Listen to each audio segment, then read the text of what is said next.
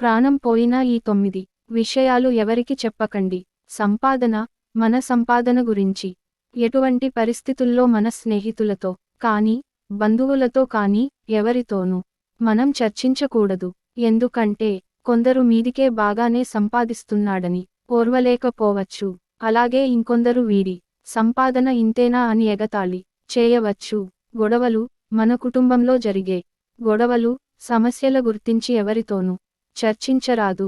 అలాగే భార్య, భర్తల గొడవలు సవాలక్ష ఉంటాయి. కుటుంబంలో జరిగే ఏ గొడవలైనా సరే ఇతరులతో చర్చించి వాళ్ళ దృష్టిలో చులకన కారాదు.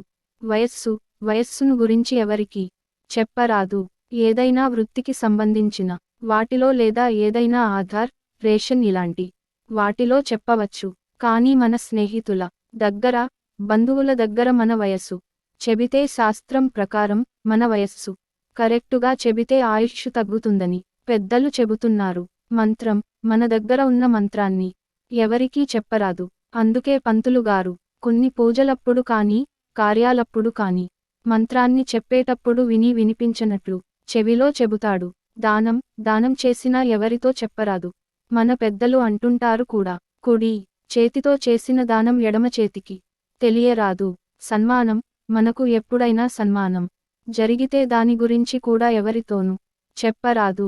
ఎందుకంటే మన డప్పును మనమే కొట్టుకున్నట్లు అవుతుంది. వేరే వాళ్ళు చెబితే ఫర్వాలేదు, కానీ మనది మనమే చెప్పుకోరాదు. అవమానం, మనకు ఎప్పుడన్నా అవమానం జరిగితే దాని గురించి ఎవరితోనూ చెప్పరాదు.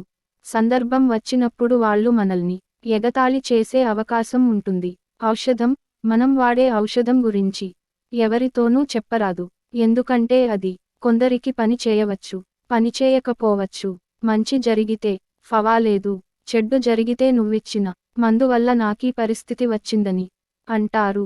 ఆస్తులు, మీకున్న ఆస్తుల గురించి కూడా ఎవరి దగ్గరా చర్చించకూడదు. ఎందుకంటే సమాజంలో అందరూ మంచివాళ్లే ఉండరు కదా. మనల్ని చూసి అసూయపడే వాళ్ళు కూడా ఉంటారు.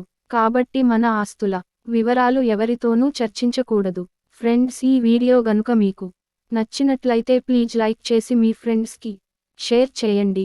అలాగే మా కొత్త వీడియోస్ మీకు వెంటనే చేరాలంటే మన ఛానల్ని సబ్స్క్రైబ్ చేసుకొని పక్కనే ఉన్నటువంటి బెల్ ఐకాన్ని ప్రెస్ చేయండి. ధన్యవాదములు.